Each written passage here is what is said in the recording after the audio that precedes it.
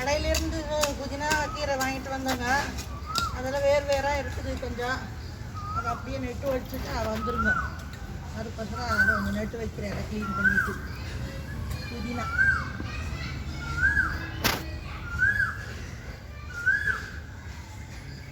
வேறு இருந்தால் நல்லா காஞ்சி வந்துருங்க.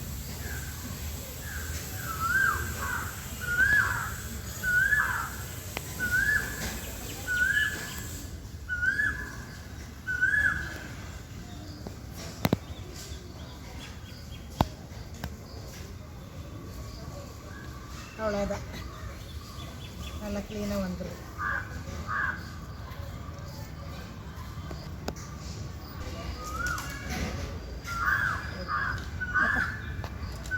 கொசு தான் நிறையா